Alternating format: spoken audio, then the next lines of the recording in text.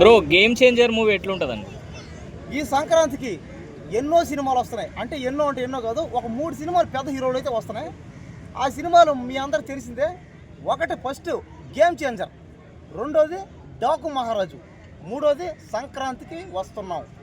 ఈ మాదిరిగా వెంకటేష్, బాలకృష్ణ, రామ్ చరణ్ ఈ 3 సినిమాలు హిట్ అవ్వాలని నేనైతే కోరుకున్నాను. ఇంకా ముఖ్యంగా గేమ్ చేంజర్ సినిమా, నేను చెప్పిన గేమ్ చేంజర్ సినిమా గురించి నేను గత 10 రోజులుగా చెప్తా ఉన్నా. ఈ సినిమా ఖచ్చితంగా 50,000 కోట్లు వస్తుందని చెప్పా. ఈసారి 50,000 కోట్లు కాదు, 1,00,000 కోట్లు కూడా వస్తుందని చెప్తున్నా. గ్యారెంటీగా వస్తుంది. ఎందుకంటే మనం మొన్న ఆడియో ఫంక్షన్ కూడా చూసుకున్నట్టయితే ఆడియో ఫంక్షన్లో చెప్పారన్నమాట క్లారిటీగా టికెట్ల విషయం మీద. దిల్ రాజు గారు మాట్లాడడం, పవన్ కళ్యాణ్ గారు దానికి ఓకే చెప్పడం, అలాగే ఏపీలో అందరూ ఎవరో నిర్మాతలు, ప్రొడ్యూసర్లు, సినిమా థియేటర్ల వాళ్ళు అందరూ, ఆఖరికి సినిమాటోగ్రఫీ మంత్రులు అందరూ కూడా చెప్పారు క్లారిటీగా ఏమని, ఈ సినిమాలు ఇలాంటి సినిమాలు బాగా ఆడాలని. కాబట్టి ఈ సినిమాలు ఖచ్చితంగా ఆడిస్తాము. ఈ సంక్రాంతికి అన్ని సినిమాలు హిట్ అవ్వాలని అందరూ కోరుకున్నారు.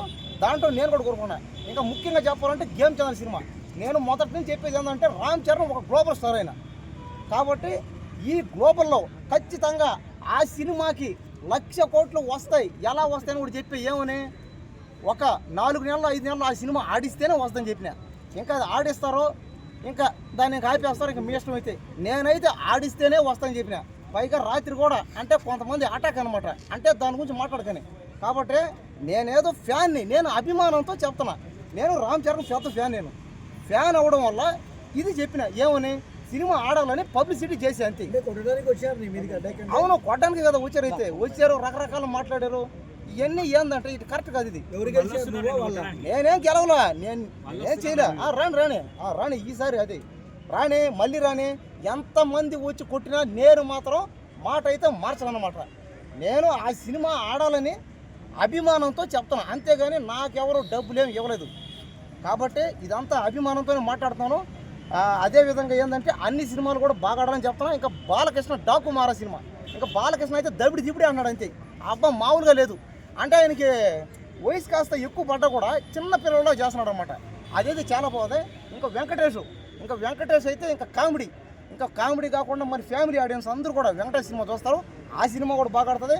అన్ని సినిమాలు బాగా ఆడతాయి. కానీ గేమ్ చేంజర్ సినిమా కాస్త ఆయన ఒక స్టార్ హీరో కాబట్టి ఆయన కొద్దిగా యంగ్ మ్యాను.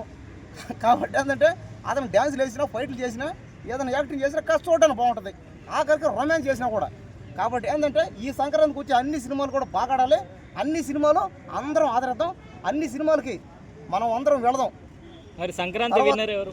సంక్రాంతి విన్నర్ ఇంకా చెప్పాల్సింది గేమ్ చేంజర్ అంతే. ఇంకా సంక్రాంతికి ఖచ్చితంగా గేమ్ చేంజర్ పక్క. నేను మళ్ళీ ఇంకొక నెల తర్వాత వచ్చి అందరితో మాట్లాడతా. ఈ సినిమా కానీ ఆడకపోతే, గేమ్ చేంజర్ సినిమా కానీ ఆడకపోతే సరే ఇంకా మా తర్వాత మాట్లాడుతున్నాం. వద్దు, ఊరేసుకో, నువ్వు వేసుకుంటావు.